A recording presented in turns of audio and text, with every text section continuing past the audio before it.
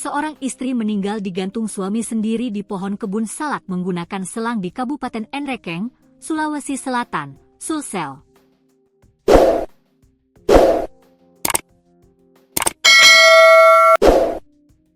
Korban berinisial SY, 25, sementara pelaku ialah pria bernama Yusdin. Yusdin membuat skenario bahwa kematian istrinya seolah-olah karena gantung diri, namun ternyata ulah kejinya. Keluarga korban juga sempat curiga dan menemukan kejanggalan atas kematian SY yang dianggap bunuh diri. Korban ditemukan tergantung di perkebunan. Jarak dari rumahnya agak jauh. Tapi keluarga curiga ini bukan bunuh diri, kata Henry, keluarga SY kepada Tribun Timur, dikutip pada Rabu, 22 Oktober 2025. Henry mengungkapkan, sebelum korban dinyatakan tewas, korban selalu menerima kekerasan dari suaminya. Pihak keluarga mengaku sudah melaporkan suami korban ke polisi atas kasus KDRT. Korban sering mendapat kekerasan dari suaminya, bahkan baru saja melahirkan anak ketiganya pada 2 bulan lalu. Jadi keluarga lapor ke polisi suaminya, ungkapnya.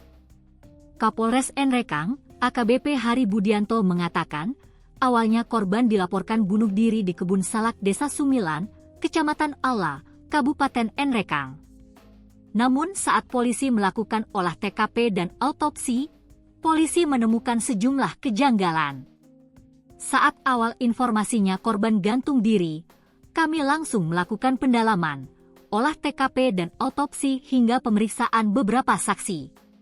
Di sana kami menemukan kalau korban tewas secara tidak wajar, bukan bunuh diri, katanya kepada Tribun Timur, Selasa, 21 Oktober 2025. Hari mengungkapkan, terdapat sejumlah bekas luka kekerasan yang ada di tubuh korban. Atas itu pihaknya langsung memeriksa suami korban, Yusdin. Menurut Hari, tidak sampai 24 jam saat diinterogasi, Yusdin mengakui telah membunuh istrinya. Jadi kami berhasil mengungkap tabir bahwa SY menjadi korban pembunuhan yang dilakukan suaminya sendiri, ungkapnya. Dia menjelaskan, sebelumnya pelaku sudah melakukan tindak kekerasan terhadap istrinya, setelah itu membawa korban ke kebun salak. Pelaku kemudian menggantung korban di pohon dengan selang. Korban dibawa ke kebun salak kemudian menggantung istrinya menggunakan selang di pohon. Awalnya dia melihat istrinya masih hidup, kemudian dia tarik lagi hingga membuat istrinya meninggal, jelasnya. Pelaku mengaku melakukan tindakan pembunuhan itu secara sadar, ucapnya.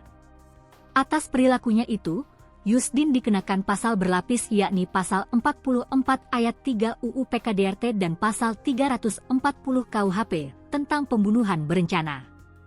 Setelah kita lakukan gelar perkara, kami kenakan pasal berlapis, pertama despesialis tentang KDRT yang menyebabkan meninggal dunia, kemudian pembunuhan berencana. Hukumannya 20 tahun penjara atau hukuman mati, ujarnya.